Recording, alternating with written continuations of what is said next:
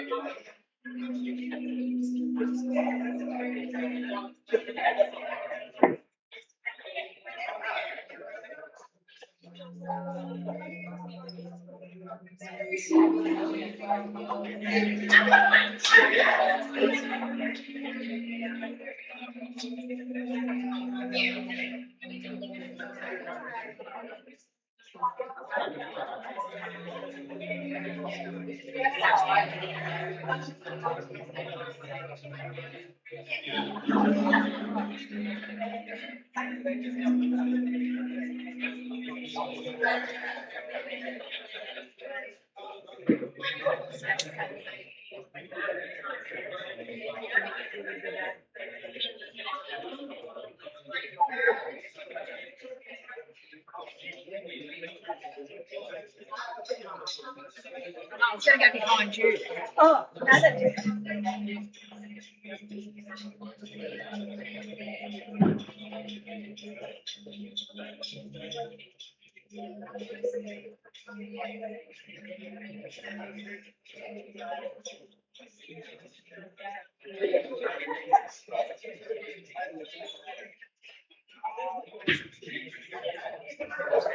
odd, isn't it?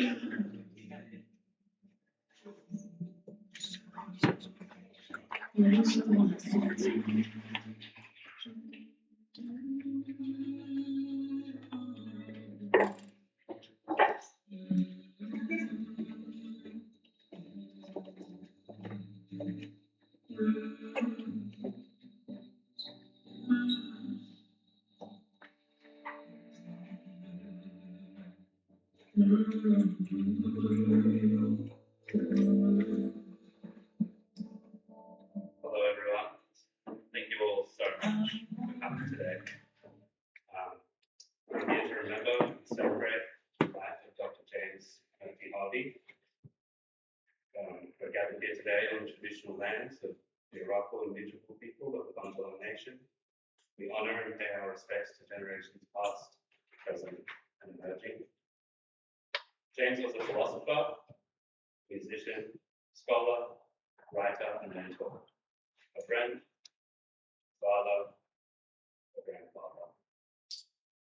You all knew and had your own relationship with him and will remember him in your own way. I'd like a few moments to share what he meant to all of us. First, with Bert David and the QWO Orchestra, playing the music for you all today. Thank you.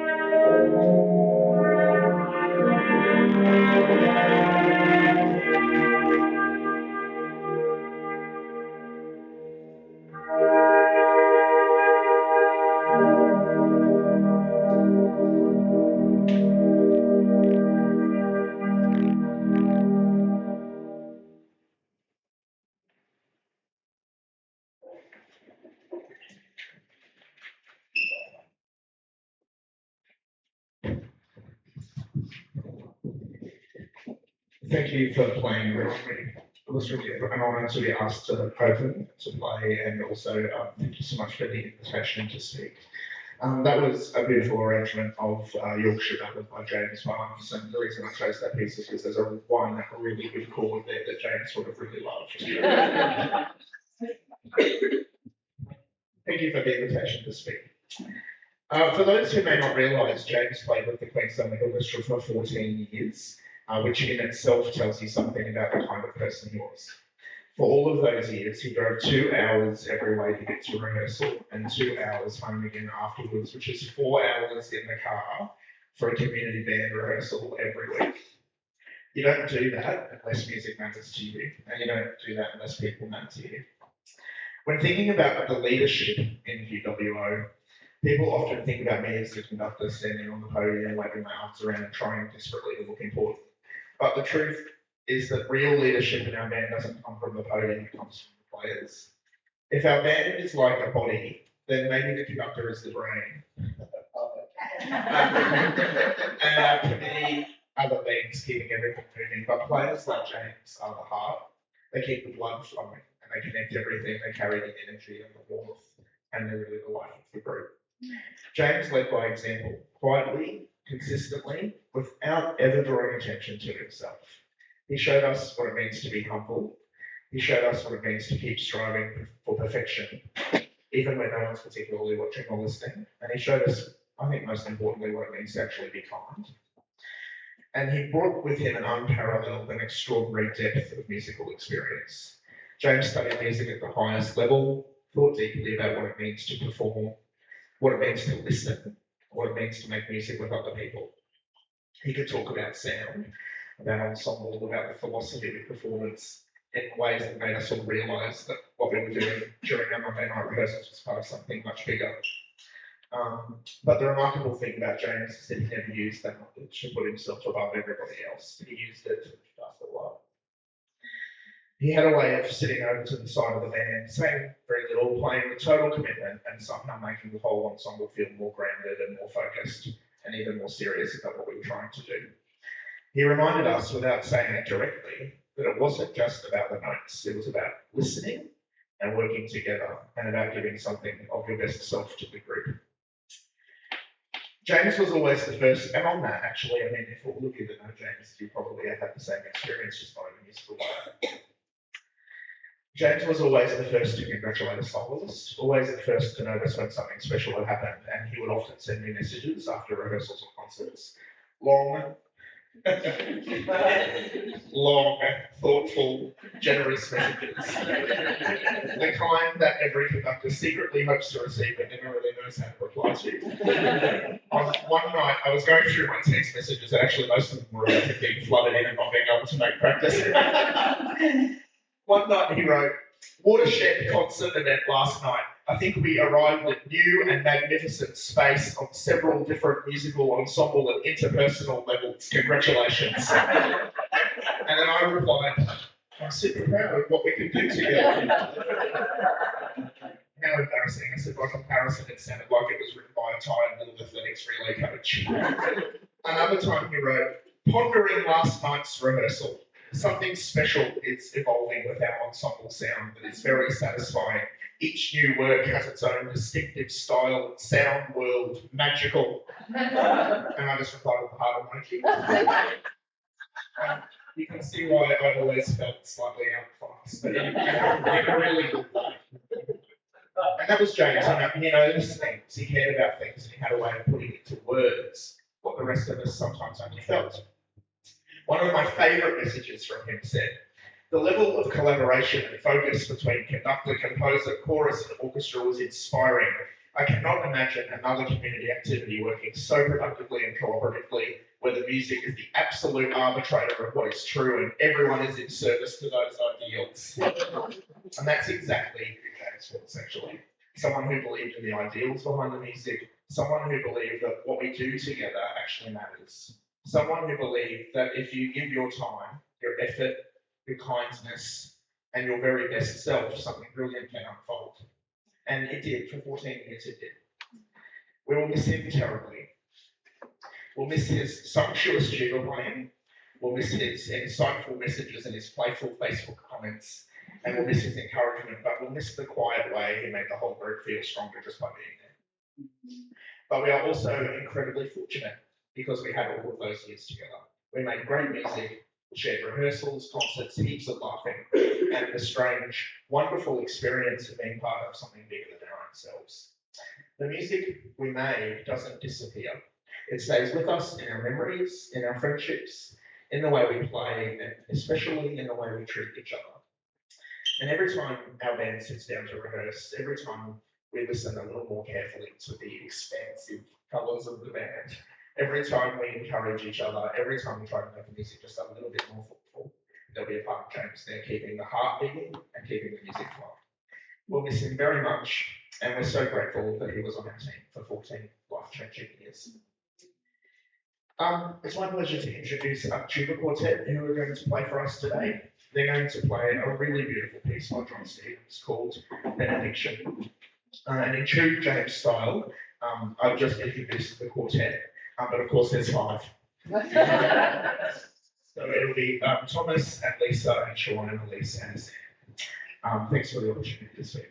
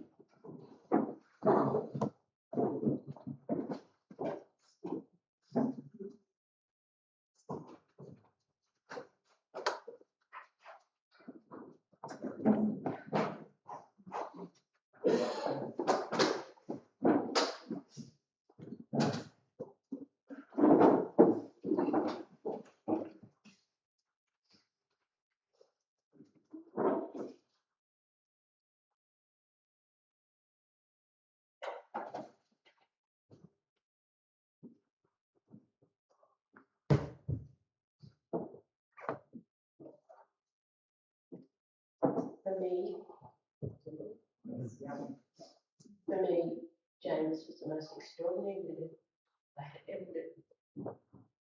Larger than life, truly authentic in every moment of every day, being himself. James and I travelled our life's path for over 32 years. He is my greatest love.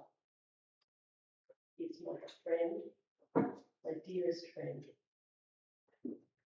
and my confidant.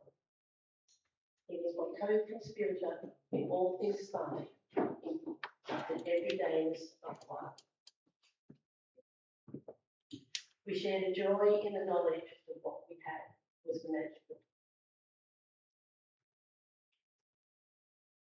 On my first spark of connection, there grew a deep, deep bond and an unwavering trust that we had in each other and that we had each other's back. His beautiful blue eyes, his bright smile, his wide sense of humour. I'm going to share you a classic James moment. A few weeks ago on the farm, we were sitting in the late afternoon, taking in the beautiful light. James sipping contentedly on a beer. And he turned to me and he said, I believe that beer is a superfood. After the chuckles had subsided, we jokingly went through every ingredient in beer, deciding whether they were a superfood or not. We talked about the alchemy of making beer. We talked about the history of beer throughout the ages. We talked about the importance of it in social life. He could take a topic and take it anywhere. Finally, he said it on the simple pleasure of drinking cold ale.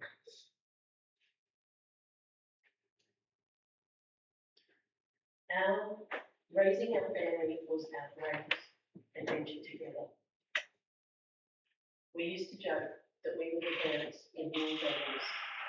Mr. Incredible, nice and we ran our family. Shannon who lived between two continents, and the Bliss bears and grandma family in it. We were the superheroes of our own life.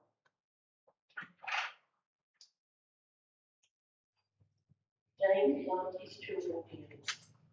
In the guiding care, he allowed them the space to grow and find who they are, and truly follow the road and be in the world. He said to me once, even if they weren't our kids, I think they're really cool and I'd really like to hang out with them. As the years have passed, our life together has become a beautiful tapestry, woven with the rich stories of our life and stitched together in the colours of our love. So James, you have left us now for the other realms, beyond the stars. But I know that I can hear you.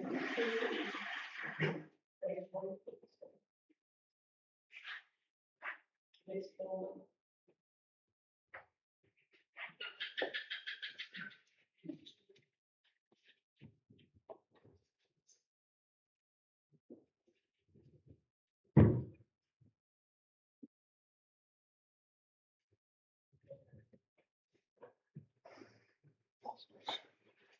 Good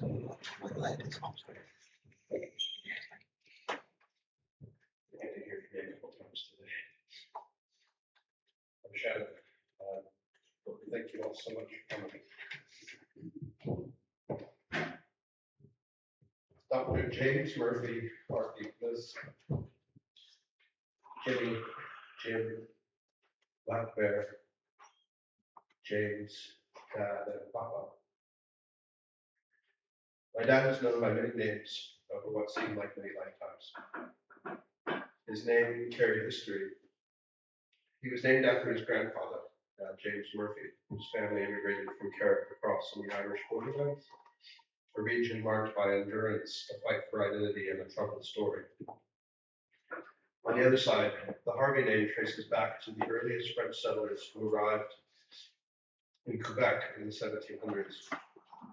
The Harveys were nailers, specialist blacksmiths who crafted the new frontier down the St. Lawrence River. These threads, Irish, French Canadian, American, they formed a deep backdrop of his life, a sense that sound, story, and culture travel across generations. Jimmy was born in 1948 in Carleton, Michigan. The eldest of 5 children, growing up on his grandfather's farm alongside his sisters Mary, Peggy, and Renee, and their brother Bob. He was the son of Robert and Peggy, and from the beginning his life was shaped by land, family, and the rhythms of rural life, a space where he was most comfortable. As the eldest, Jimmy, as the family called him, had claimed his older brother's role as the king.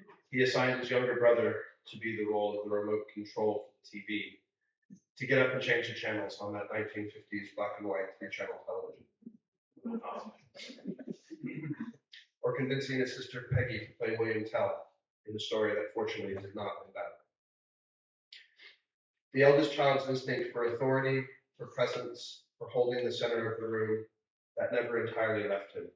He just found better instruments.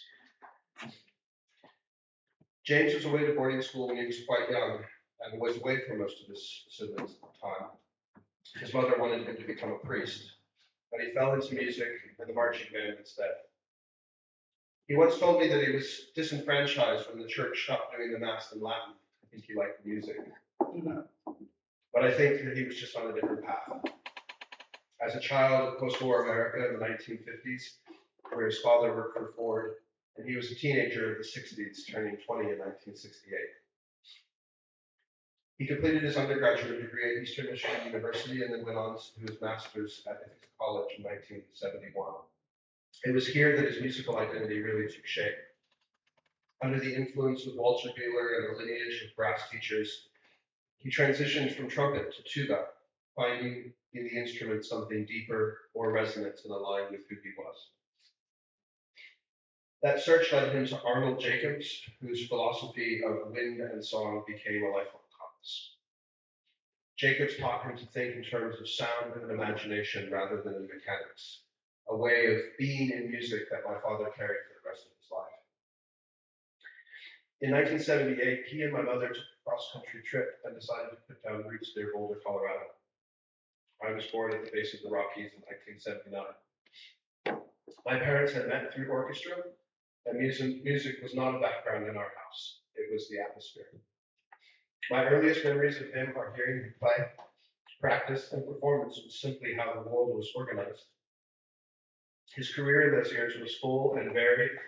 He founded Aries Brass, an ensemble that became artists in residence at the St. John's Cathedral in Denver, Colorado, performing concerts and collaborating with choirs, contributing to major ceremonial events. The group toured and was broadcast live across the U.S. on National Public Radio.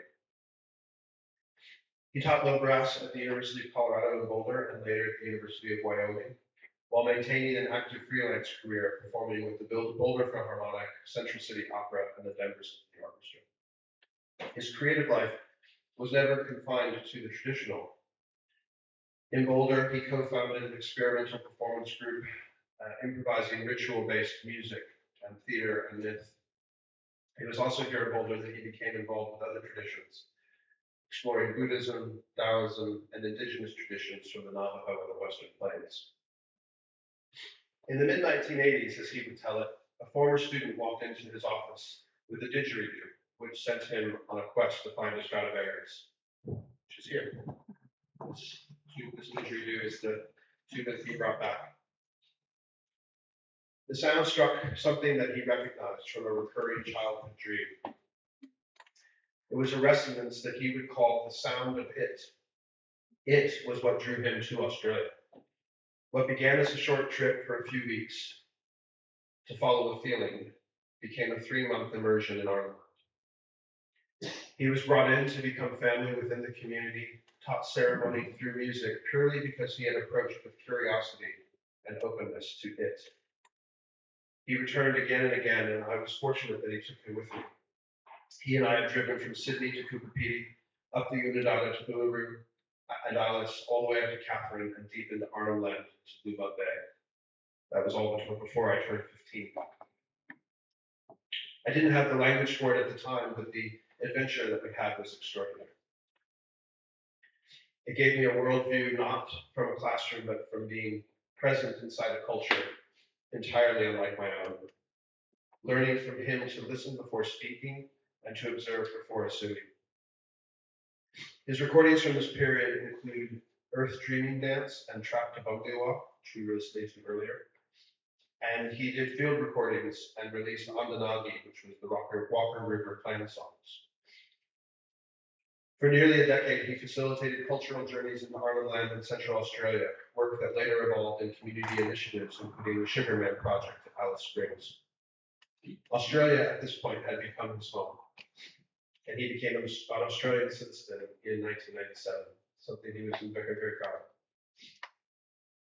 It was during these years in the desert that he had met Abby, who joined him in adventures with old and new friends. I was 16 when she and I went for a walk in the dry Child River in Alice. And she asked me if I would be all right if they started a family, and would I be the big brother of the Bliss family. They entered into a cocoon of Kangaroo Valley, and for 5 years they created their young family, Caribou in 1997, Galen, and Serena. Then 24 years ago, they decided to move to Mullumbimby and join this amazing community. Here, I think he really found his place. On the radio, in circuits, with men's groups, and with his family. Many who know him recently may be surprised to know that he had stepped away from the tuba for 24 years. But at 65, after an opportunity to play with the Melbourne Symphony came up, he began a new chapter of study at the Queensland Conservatorium. His master's research, elder music, explored performance as a practice of well-being and connection in later life. His doctoral work, elucidating the sound of it, brought a lifetime of experience into a philosophy of sound, drawing on cognition, psychology, and the teachings of Arnold Jacobs. Dad was the first in his family to go to university and was proud of his academic life and legacy. His writings, blog, and music are extraordinary improvised expositions that provided knowledge in a way that's really hard to describe. My children, Amelia and Finn, describe his love and knowledge as his greatest gifts, and being Papa, he gave attention and grace. My daughter says of him that he's the smartest man that she's ever met, and where her passion for learning must come from. And I can relate. He knew a lot about everything. He invited us all to listen more deeply. His legacy lives in his music, his research, his recordings, and in each of us. And he will be remembered and celebrated.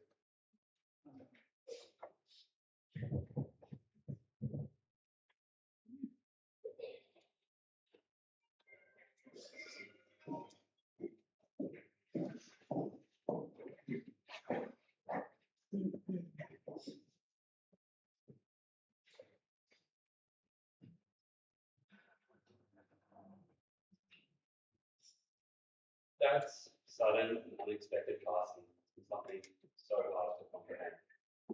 This past week, I found myself reflecting on so many things. At times, it's felt surreal, almost unbelievable. There have been moments where it's been tempting to dwell on what has been lost, the missed opportunities, the words left unsaid, the moments in our lives that we won't be able to share. But more than anything, I feel an overwhelming sense of gratitude for him being my dad. I feel especially blessed to have spent my whole life being close to him. So grateful for our quiet morning to share, sitting together on the front porch in the sun, talking about our shared interests, the latest family happenings, or simply listening to the magpies while he fed them scraps from his toast.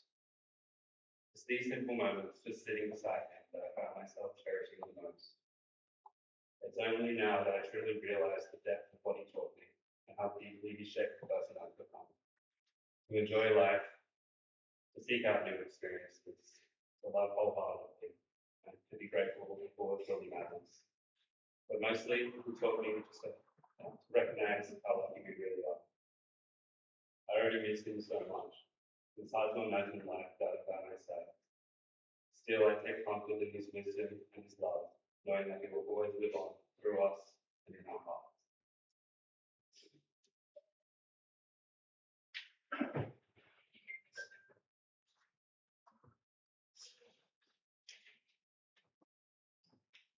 I want to start out by saying how grateful I am to stand here today and talk about my dad.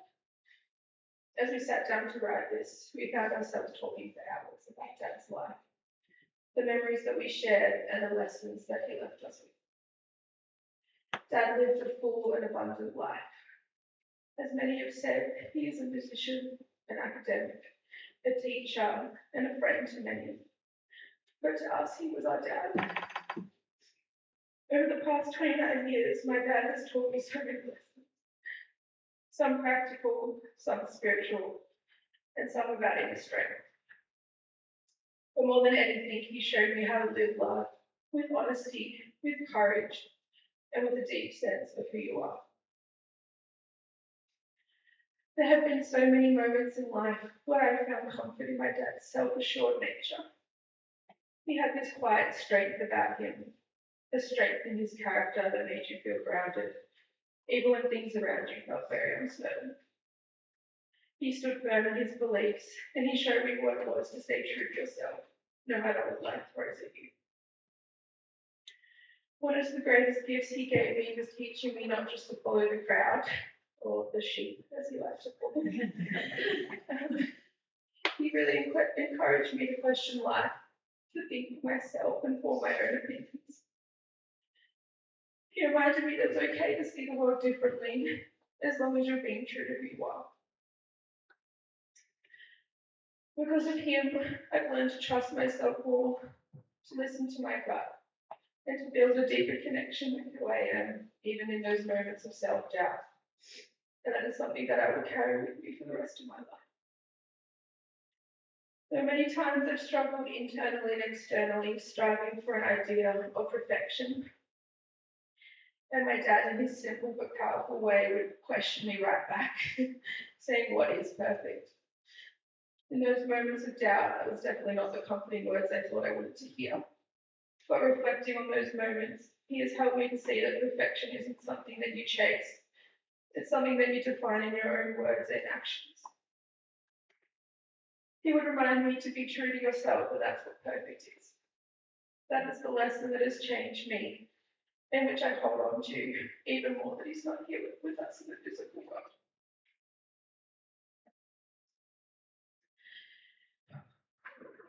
My dad wasn't just someone who gave advice. He was someone that lived by what he believed. He showed up, he listened, he guided. And he showed you how to reflect and find the meaning of the situation. He gave me the tools to navigate life in my own way, with confidence and strength, carving out my own path and to land on my own 2 feet. Dad, I'm going to miss you more than I can ever put into words. There's a deep pain I will always carry. But I know that everything he taught me, every lesson, every conversation, every moment of guidance continues to live within me. It's in the way that I think. It's in the way that I make decisions. It's the way that I love those around me. And in the way that I try to live my life.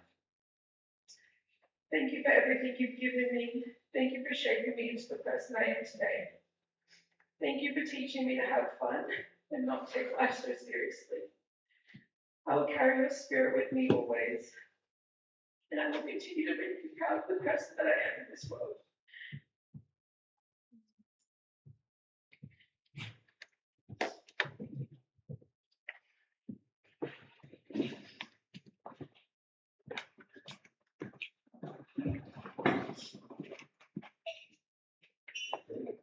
One of the biggest ways that my dad shaped my life was through his love of adventure. He was always encouraging me to go and see the world, try things, build something for myself.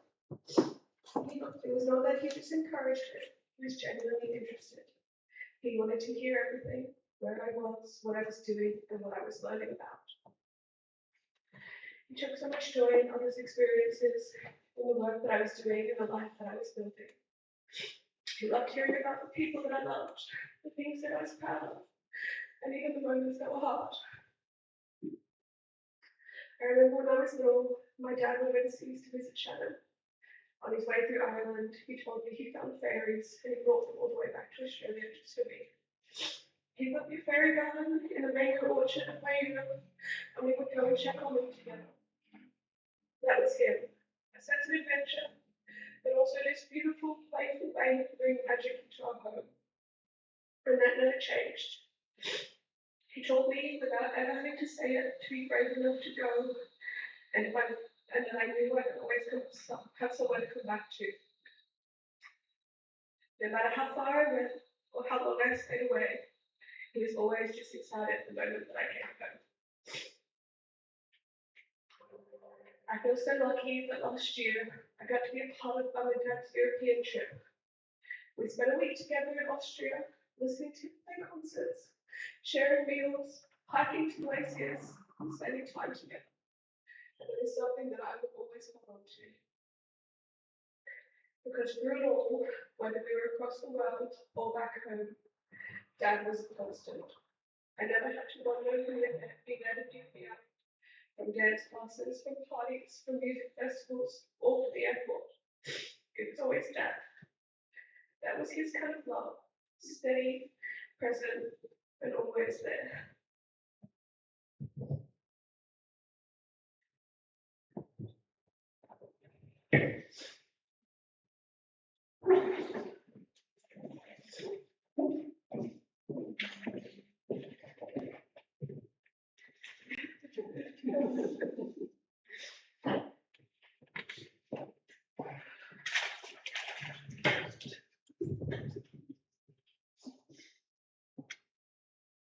There are some people that you don't experience as a sequence of moments.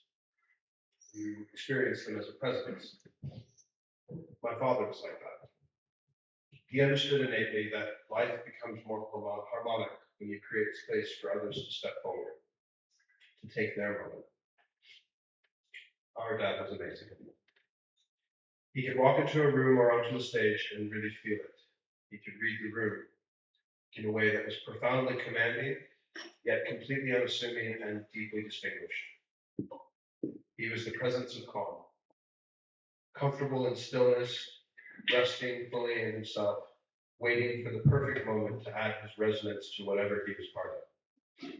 Not to overtake it, but to hold it and to make space. As his child, I experienced him almost out of time and space. Different continents, different time zones. It was as if we existed slightly out of phase with each other. He was always in my future. But when we came together in a big bear hug, it was never casual. It was intentional, precise, and deep. He taught me that connection isn't measured in proximity or duration, but in presence. And that's something I will carry with me as a father myself, with the many it fit. Because he showed me not just through words, but through the way he lived, that you can nurture, support, and truly see your children, even across distance. That moment of attention that says, I'm here with you. He made sure that we were always included, always part of something larger, always held in that same space he created everywhere he went. He was always searching for something deeper, not in a restless way, but in a devoted one, down to places where story, spirit, and sound were not separate things. He moved between ceremony, music, and culture as if they were all part of the same conversation. And when he entered those spaces, he didn't stand apart from them. He immersed himself fully.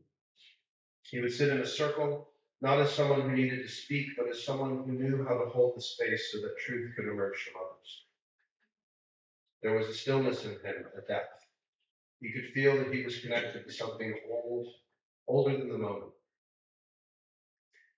As a child, being with him in those environments, hearing stories, feeling the rhythm of ceremony and the weight and lightness of it at the same time, it changed the way that I understood the world. Not as something separate from us, but as something we are in relationship with. He understood that we're not separate from the environments we move through, we shape them and are being shaped by them. That was his gift, his superpower. Not just to participate in spaces, but to become a bridge within them, to carry a presence, that listening, that deep respect back into every room he entered. His whole life was a spiritual practice, continuing unfolding, returning, listening. Not a straight path, but a devoted one. Always moving towards something that could be named. And right now, he is sitting in his practice spot. The place he always returned to for his personal practice. And if you listen, you can hear him play in the songs of the butcherbirds and magpies and a donkey who are singing his tune. The sound is never gone. It's in the world all around us.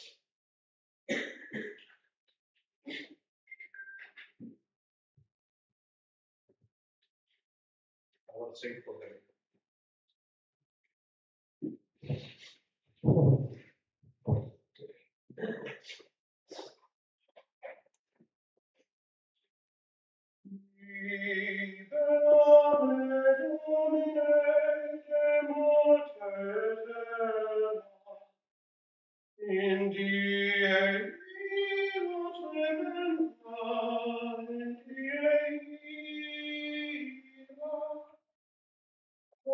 cieli benedixunt, quando cieli nobis sunt et terre, omnes vivat, res seculum Amen.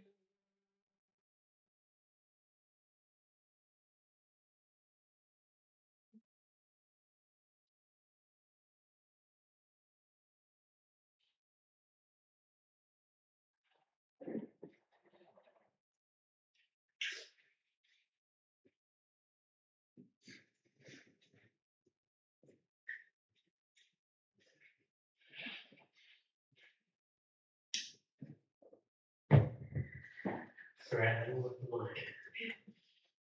hi everyone, my name's Chris. First, I'd really like to thank Abby and Shannon and the rest of the family for the honour of the opportunity to just share a few words that beautifully describe James up to this point, and I just wanted to share a slightly different perspective of him from the time that I've been able to share with him.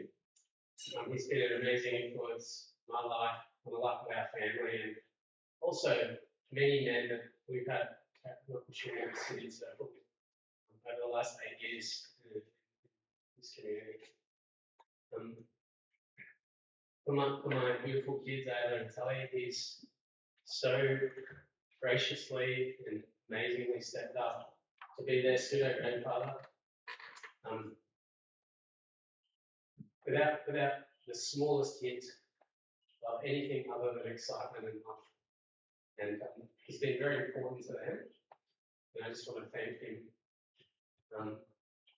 and share my gratitude for what he's brought to their lives.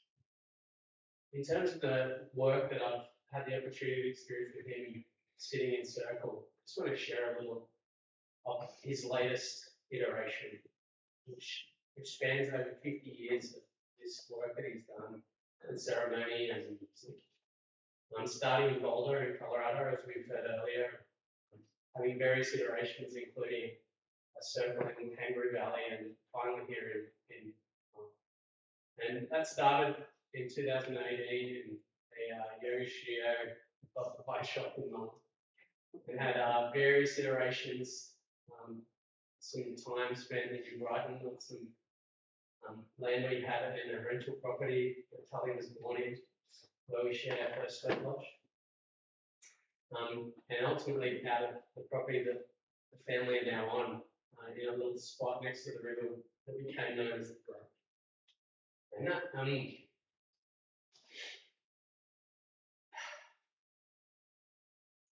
that space became extremely important and powerful and valuable.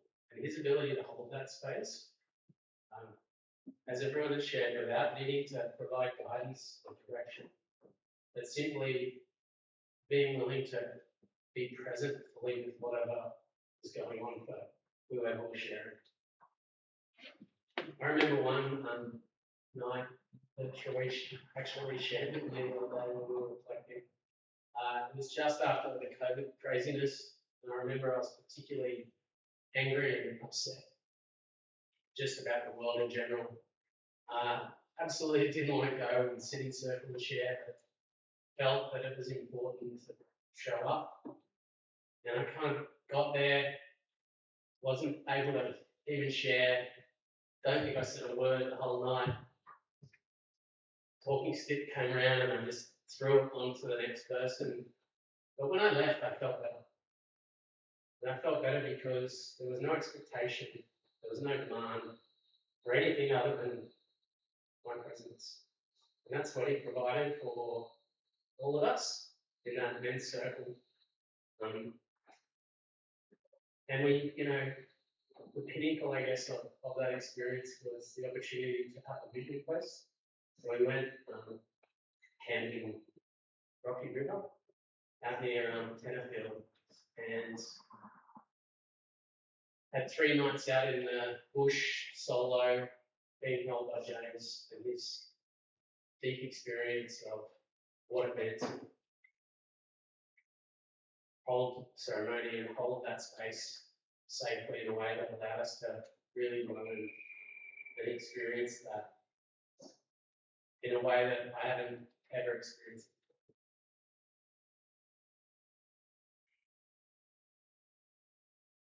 So I just want to again acknowledge and share my gratitude for that experience that he's provided.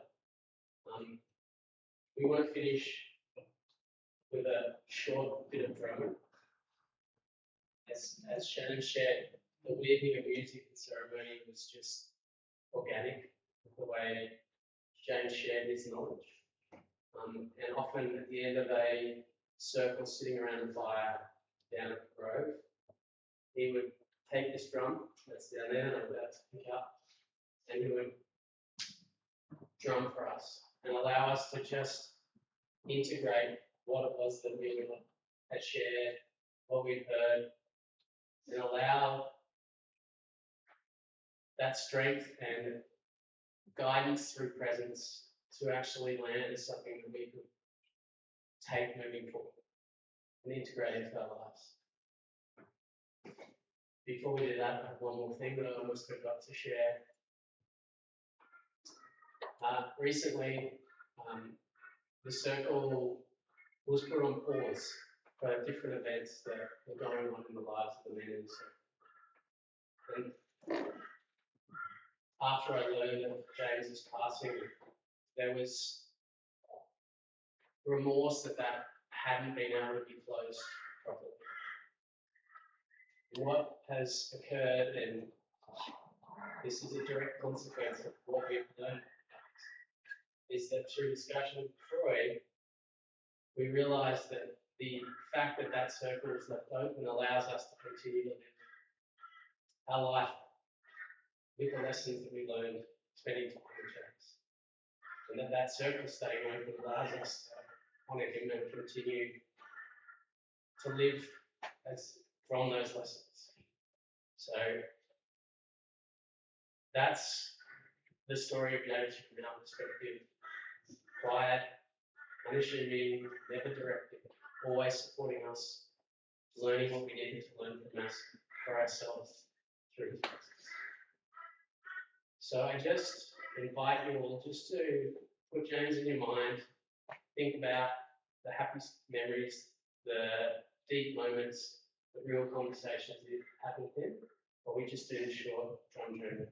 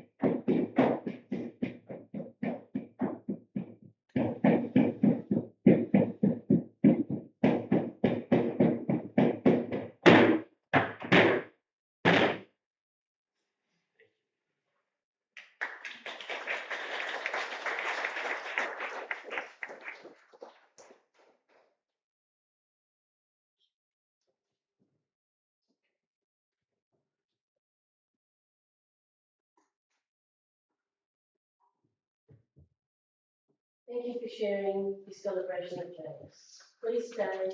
There's food, there's drink, there's a beautiful slideshow and music. Share with each other, hug each other, love each other.